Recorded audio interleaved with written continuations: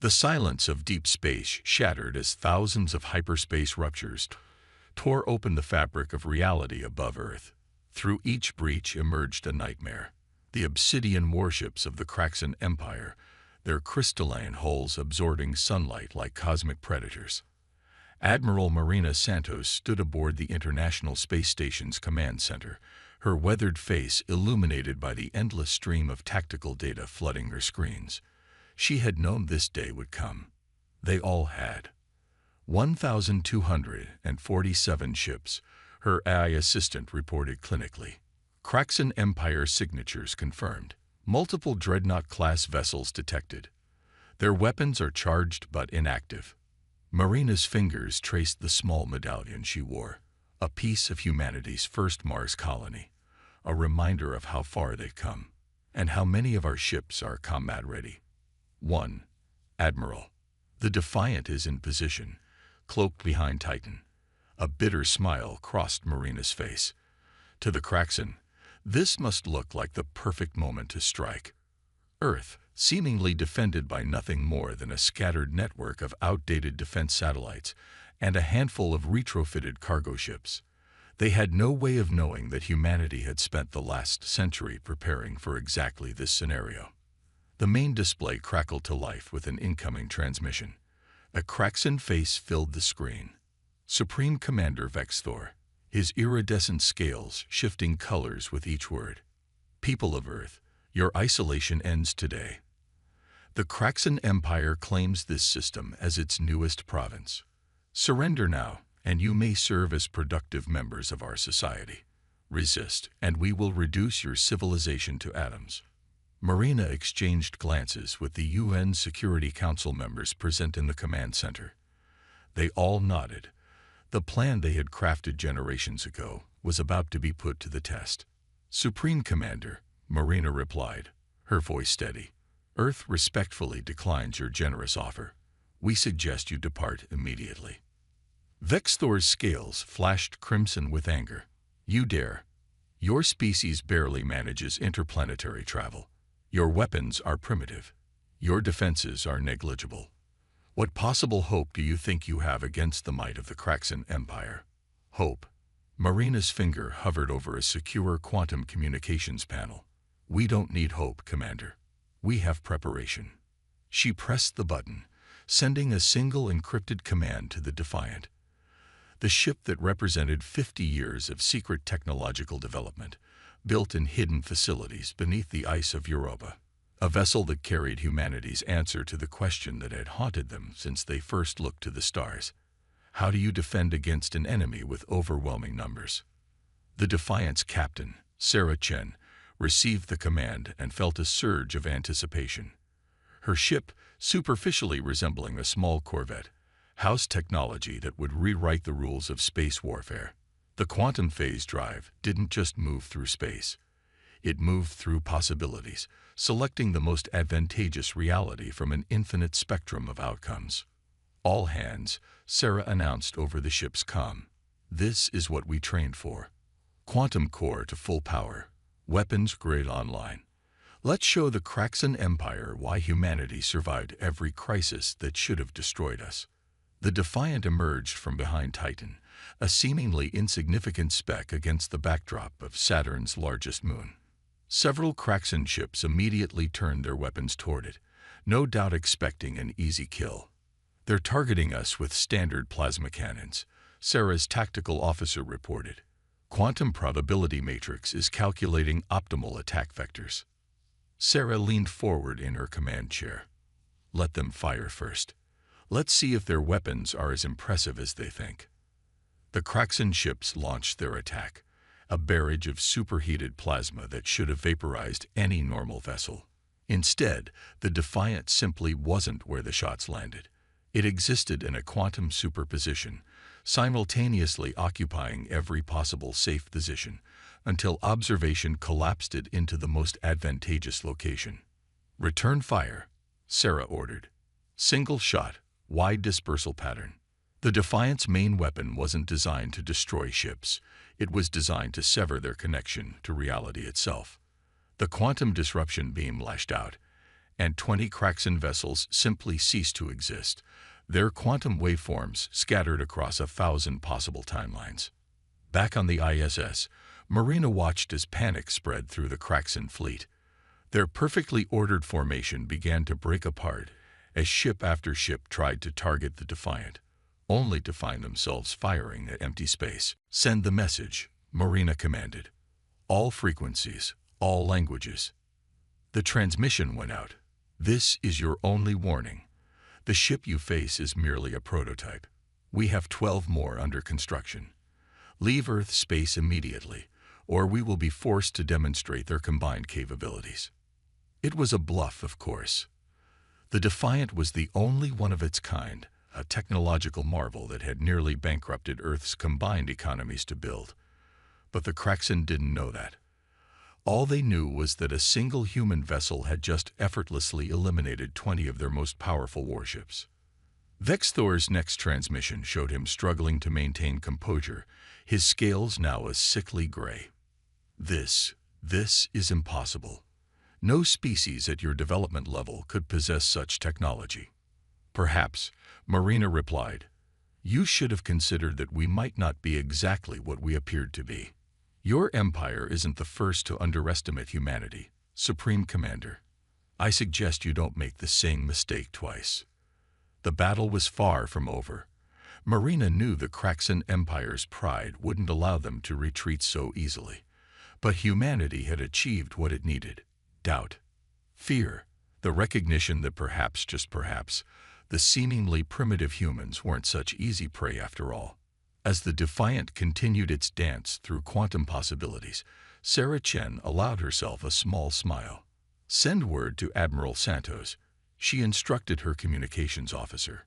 "Tell her Phase 1 is complete. We're ready to proceed with Phase 2. The message was sent, carrying with it humanity's defiance against the stars themselves. The Kraxan Empire was about to learn why Earth had spent centuries appearing weak, while secretly preparing for this very moment. The real battle was just beginning. Supreme Commander Vexthor paced the bridge of his flagship, the Eternal Dominion, his claws leaving shallow scratches in the metallic floor. The initial encounter with the human vessel had cost him 20 ships. 20 ships that had simply vanished, their crews lost to whatever incomprehensible weapon the humans had deployed. "Report," he snarled at his science officer, who flinched at the command. "The human vessel. It defies our sensors, Supreme Commander. One moment it's there, the next it's not. When we do detect it, the readings make no sense, as if it exists in multiple states simultaneously." Vexthor's scales rippled with frustration. The Kraxan Empire had conquered 12 star systems through overwhelming force. Their technology was supposed to be unmatched in this sector of the galaxy. Yet here they were, their mighty fleet paralyzed by a single human ship. "Launch the drone swarms," he ordered. "Saturate every cubic kilometer of space around Earth with autonomous hunters. Nothing can hide from a million eyes." The order went out, and soon the void between planets sparkled with the launch of countless combat drones. Each one was barely larger than a human vehicle, but together they formed a net that would snare any vessel trying to slip through conventional space. Aboard the Defiant, Sarah Chen watched the drone deployment with interest. "They're adapting," she noted to her tactical officer, "trying to force us to interact with normal space-time." "Should we withdraw?" her second-in-command asked. "We could regroup at the Europa facility." Sarah shook her head. "No, this is exactly what we trained for. The quantum core isn't just a weapon. It's a proof of concept. Humanity's declaration that we refuse to play by the old rules of warfare." She opened a channel to the engine room. "Dr. Patel, how's our core holding up?" The physicist's voice came back clear and confident. "Stable, Captain. The quantum uncertainty field is maintaining coherence at 98%. We can keep this up for days if needed." "Good, because we're about to show them something new." Sarah's fingers danced across her command console, initiating a sequence they had practiced countless times in simulation but never attempted in real combat. "Begin quantum resonance cascade." The Defiant's engines hummed with a new frequency. Rather than simply existing in quantum superposition, the ship began to actively influence the quantum states of everything around it. The drone swarm, so carefully positioned to trap them, found itself caught in a web of collapsing probability waves. Thousands of drones simply blinked out of existence as their possible states collapsed into timelines where they had never been launched. Others appeared to duplicate themselves, creating phantom images that confused and overwhelmed the Kraxan targeting systems. Impossible. Vex Thor roared as he watched his drone network dissolve into chaos. No civilization should have this level of quantum manipulation. The energy requirements alone. His science officer interrupted, voice trembling. Supreme Commander, we're detecting a power signature from Earth's moon. It appears to be a massive quantum energy tap, drawing power directly from vacuum fluctuations. The revelation hit Vex Thor like a physical blow. The humans hadn't just developed a single advanced ship, they had fundamentally altered their understanding of physics itself. While the Kraxan Empire had focused on building bigger ships with more powerful weapons, humanity had quietly discovered how to harness the underlying fabric of reality. On the ISS, Admiral Santos received another transmission from the Defiant. Phase 2 is proceeding as planned, Sarah reported. The Kraxan fleet is beginning to understand that their technological superiority was based on outdated assumptions. Marina smiled. Excellent work, Captain Chen. But be careful. A cornered enemy is often the most dangerous. She was right. Even as they spoke, Vex Thor was issuing new orders to his fleet. The Kraxan ships began to arrange themselves in a new formation, one designed not to trap or destroy the Defiant, but to threaten Earth itself. If we cannot defeat their ship, Vex Thor declared, then we will force them to surrender by targeting their civilization. Begin charging the mass drivers. Target Earth's largest population centers.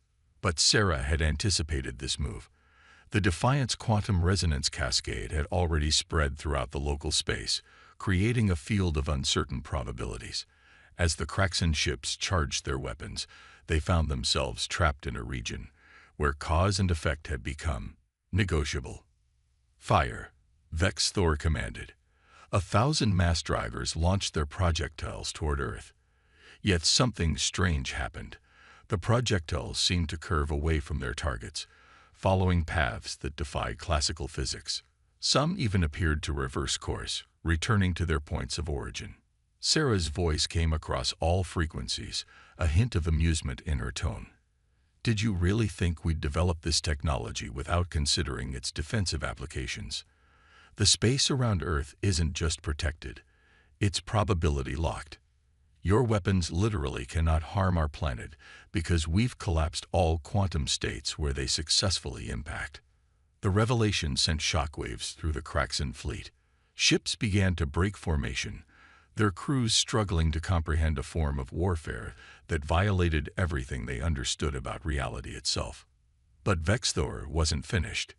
His scales had turned a deep purple, the color of absolute resolve in Kraxan culture. Send the signal, he commanded. Summon the World Ender. If we cannot defeat them with conventional weapons, we will tear apart the very fabric of space-time around their world. As the quantum distortions cleared temporarily, a massive hyperspace breach began to form at the edge of the solar system. Something was coming, something that even the Defiant's revolutionary technology might not be able to stop. Sarah Chen felt a chill as her sensors detected the new arrival. Admiral, she transmitted to the ISS, I believe we're about to meet the Kraxan Empire's ultimate weapon. Requesting permission to initiate Phase 3 ahead of schedule. Marina's response was immediate. Granted, Captain. Show them why humanity chose to appear weak for so long. Show them what we can really do. The real test of humanity's preparation was about to begin, and the fate of Earth would rest on whether Sarah Chen and the Defiant could overcome not just superior numbers, but a weapon designed to unravel reality itself. The World Ender emerged from hyperspace like a tear in the universe itself. Unlike the sleek obsidian hulls of standard Kraxan vessels, This was a monstrosity of impossible geometries and writhing energy fields. It dwarfed even the largest Kraxan dreadnoughts, its surface rippling with distortions that hurt the eyes to look at. Analysis, Sarah Chen commanded, her voice steady despite the growing knot in her stomach.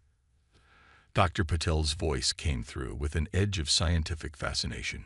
It's beautiful in a terrifying way. They've created an artificial quantum singularity and somehow stabilized it. The weapon appears to work by expanding the singularity's influence, essentially unwriting portions of spacetime. Can our quantum field counter it? Not directly, Patel admitted. Our technology works by manipulating probable outcomes. Their weapon simply erases possibilities altogether. Aboard the Eternal Dominion, Vex Thor watched with satisfaction as fear spread through the human communications they'd intercepted. "Prepare the world ender," he commanded. "Target their moon first. Let them watch as we unmake their reality piece by piece." The massive weapon began to power up, its surface churning with increasing intensity. Energy readings went off the scale as it prepared to release its reality-destroying payload. But Sarah Chen was smiling. "Dr. Patel," she called out, "initiate Protocol Omega. Let's show them why we built the Defiant this way." Deep within the ship's quantum core, a transformation began. The carefully maintained quantum field that had allowed them to exist in multiple states simultaneously suddenly inverted. Instead of spreading probability, it began to focus it, condensing quantum possibilities into a single, perfect moment. "What are they doing?" Vex Thor demanded as his sensors registered the change. "All ships, destroy that vessel before." He never finished the order. The Defiant's quantum field reached out and touched the world ender's artificial singularity. For a moment, nothing seemed to happen. Then reality itself seemed to hiccup. The world ender's weapon wasn't just a tool for unmaking reality. It was a tear in spacetime itself. And the Defiant had just shown it its own reflection. The thing about quantum mechanics, Sarah broadcast to the Kraxan fleet, is that observation affects reality. Your weapon tears holes in spacetime. Our technology lets us choose which reality manifests. Did you ever stop to wonder what would happen if we turned your weapon's gaze upon itself? The world ender began to fold in on itself, its own reality-destroying field turning inward. The artificial singularity, confronted with its own quantum state, began to collapse in ways its creators had never anticipated. "All ships, clear the area," Vex Thor ordered, but it was too late. The world ender's destruction created a cascade effect, its quantum instability spreading to nearby vessels. Ships began to vanish, not destroyed but rather shifted into quantum states where they had never existed at all.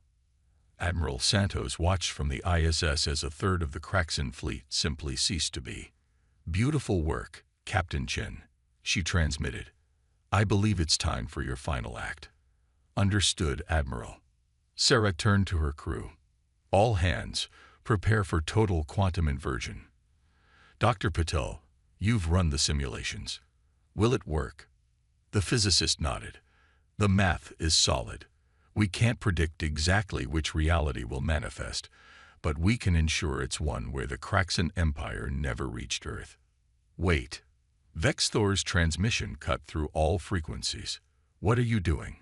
This is impossible. You're nothing but primitives." Sarah's response was calm, almost gentle. "That's where you made your mistake, Commander. We're not primitives. We're survivors. For centuries, humanity looked to the stars and knew we weren't alone. We knew that sooner or later, someone would come to conquer us. So we prepared. We didn't build bigger guns or stronger shields. We learned to change the rules themselves." The Defiant's quantum core began to pulse with blinding energy. Reality around the ship began to blur, possibilities multiplying and collapsing in rapid succession. "You see, Commander," Sarah continued, "we didn't just build a ship that could fight your fleet. We built one that could rewrite the very history of this conflict.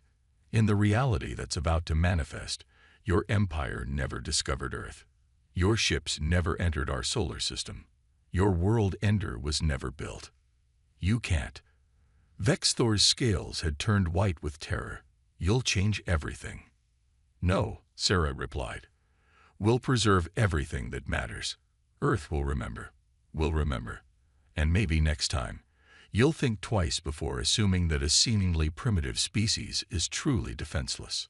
The quantum inversion reached its peak. Space itself seemed to shiver, like heat waves rising from hot pavement. The remaining Kraxan ships began to fade, their quantum states shifting to a timeline where they had chosen a different path. In the final moments before the change took hold, Sarah Chen sent one last message to the Kraxan fleet. Consider this a lesson, freely given. The strongest weapon isn't the one that destroys your enemies. It's the one that makes conflict unnecessary in the first place. Reality shifted. The quantum wave collapsed, and in the space around Earth, everything changed. When it was over, Admiral Santos stood on the ISS, looking out at peaceful stars. The Defiant hung silently nearby, its quantum core pulsing softly. In this new reality, Earth was safe. The Kraxan Empire had never found them, but humanity remembered, and they would be ready if anyone else ever tried to test their defenses. Sarah Chen's final log entry would become required reading at Earth's defense academies. Today we won a war not by fighting it, but by ensuring it never needed to be fought. That is humanity's true strength, not the power to destroy, but the wisdom to find a better way. In the newly rewritten timeline, humanity stood at a crossroads. While the general population went about their daily lives, unaware of the war that had never been, a select group of individuals carried the weight of two sets of memories, the reality that was, and the reality that had been. Admiral Marina Santos sat in her office aboard the International Space Station, reviewing the classified files that documented both timelines. The quantum inversion had worked perfectly, perhaps too perfectly. The Kraxan Empire now existed in a reality where their expansion had taken them in a different direction, away from Earth, but the memories preserved by the Defiant's quantum shield told a different story. You're brewing again, Sarah Chen said, entering the office with 2 cups of coffee. Since the quantum inversion, she had been promoted to fleet commander, though the fleet she commanded existed mostly in blueprint form.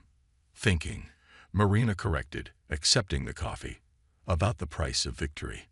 We didn't just change history, Sarah. We proved it could be changed. Sarah nodded, understanding the implications. You're worried about what happens next. Now that we know we can rewrite reality itself, how do we resist the temptation to do it again? Precisely. Marina pulled up a holographic display showing the quantum energy readings from their moon-based facility. The power to change history, it's not something any species should have. Yet here we are. The quantum technology that had saved Earth was both humanity's greatest achievement and its most terrible burden. The ability to select favorable realities from an infinite spectrum of possibilities was a power that could reshape the universe or destroy it. Dr. Patel's research team had spent months analyzing the aftermath of the quantum inversion. Their findings were simultaneously fascinating and disturbing. The change hadn't just affected the Kraxan Empire. It had created subtle ripples throughout the galaxy, adjusting countless small details to maintain cosmic coherence. We've received another transmission from the quantum observation posts, Sarah reported, pulling up the data. 3 more civilizations have achieved quantum awareness in the past month. They're starting to remember both timelines. This was the unexpected consequence of their victory. The quantum inversion had created a sort of cosmic wake-up call. Advanced civilizations across the galaxy were beginning to perceive the quantum nature of reality itself, gaining awareness of the multiple timelines that existed simultaneously. Have you seen the latest reports from the diplomatic corps? Marina asked, bringing up another file. The Centaurians are requesting a meeting. They remember both timelines too, and they have questions. Sarah studied the report with interest. The Centaurians were a peaceful species that humanity had been quietly observing for decades. In the original timeline, they had been one of the Kraxan Empire's first conquests. In the new reality, they had developed independently. But now they remembered both paths. "We need to tell them the truth," Sarah said finally. "All of it. About the quantum technology, about why we developed it, about what it means for the future of the galaxy." Marina raised an eyebrow. "You think we're ready for that level of transparency? Once we acknowledge what we can do, every species in range will either fear us or try to steal our technology." "Maybe that's exactly what needs to happen." Sarah stood and walked to the window, gazing out at Earth below. "We developed this technology because we were afraid. Afraid of being conquered, afraid of being destroyed. But now we have the chance to use it for something greater." She turned back to Marina. "What if we shared our knowledge? Not the technology itself, but the principles behind it. Help other species understand that reality isn't fixed, that cooperation is possible across multiple quantum states." "That's a dangerous gamble," Marina warned. "The same knowledge that lets us preserve peace could be used to wage war on a scale we can barely imagine." "True," Sarah acknowledged. "But isn't that always the case with any advanced technology? The difference is we've proven we can handle it responsibly. We had the power to rewrite reality in any way we wanted, and we chose to create a timeline where war was unnecessary." The discussion was interrupted by an urgent alert. New quantum readings were coming in from the outer system. Something was happening. Reality was shifting again. But this time, humanity wasn't the cause. "Multiple quantum signatures detected," the AI reported. "Similar to our technology, but different. More elegant in some ways, more primitive in others." Marina and Sarah exchanged glances. They weren't the only ones who could manipulate quantum states anymore. The galaxy was awakening to new possibilities, and humanity's secret was no longer theirs alone. "Well," Sarah said with a slight smile, "I guess the decision's been made for us. We're not just going to have to share our knowledge. We're going to have to help guide the galaxy through its quantum awakening." Marina nodded slowly. "And hope we got it right the first time. Because if we didn't..." She left the thought unfinished. But both women understood. The power to rewrite reality came with a burden. The responsibility to ensure that each new reality was better than the last. As they watched, new quantum signatures bloomed across the galaxy map like stars coming alive. Humanity's greatest challenge wasn't going to be keeping their power secret. It would be teaching others how to use it wisely. The age of quantum diplomacy had begun, and Earth would need to lead the way. 1 year after the quantum awakening, Earth had become the center of an unprecedented galactic gathering. Representatives from 17 spacefaring civilizations converged on the newly constructed Quantum Concordat station in lunar orbit. Each species brought their own understanding of quantum mechanics, their own memories of timelines that both did and didn't exist. The Defiant, now a symbol of both power and restraint, patrolled the space around the station. Sarah Chen stood on its bridge, watching the arrival of another diplomatic vessel, this one bearing the distinct crystalline architecture of the Kraxan Empire. "They're here," she transmitted to Admiral Santos, who was overseeing the conference preparations. "How are you feeling about that?" Marina asked, knowing that Sarah carried the memories of both timelines, the one where she had faced down their fleet, and the one where they had never come to Earth at all. "Surprisingly calm," Sarah replied. "Their quantum signature is different now, more harmonious." Indeed, the Kraxan had undergone a profound transformation in the new timeline.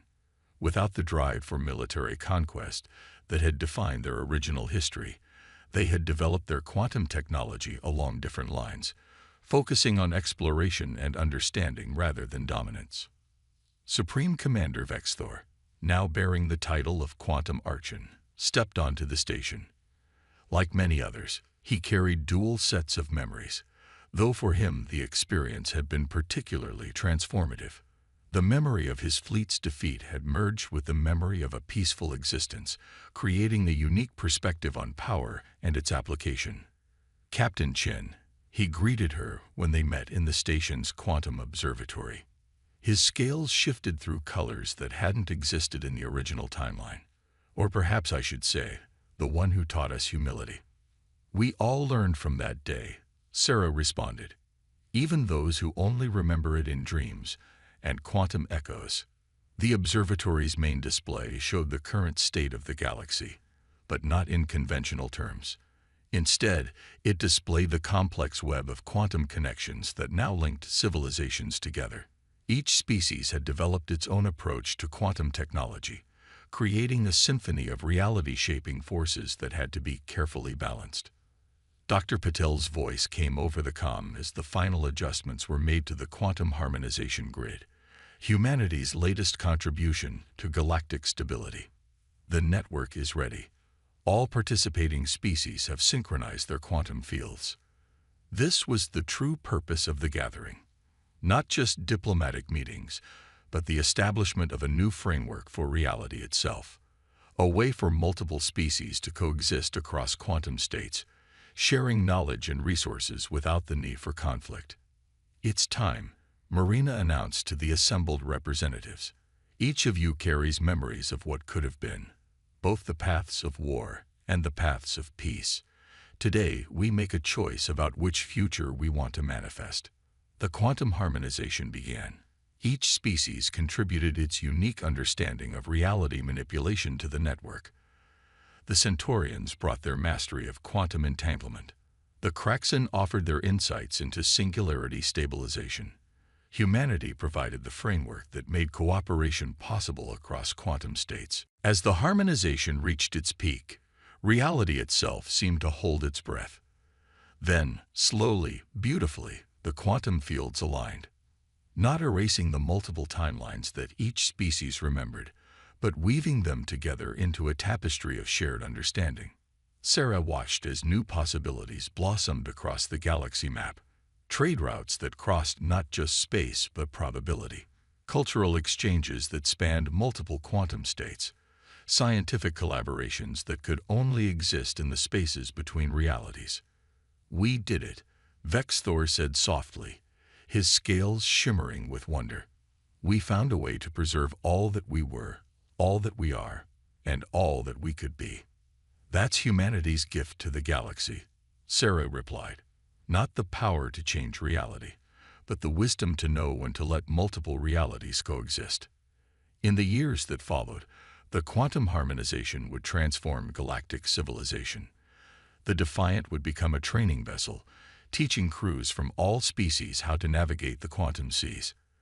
Earth would remain the heart of this new order, not through military might or technological superiority, but through its role as a bridge between possibilities. Admiral Santos's final report to Earth's unified government summed it up best. "We prepared for war, but found a path to peace. We developed the power to change reality, but chose instead to embrace its infinite variety. That is humanity's true victory, not the defeat of an enemy, but the creation of a future where enemies can become allies across the quantum divide."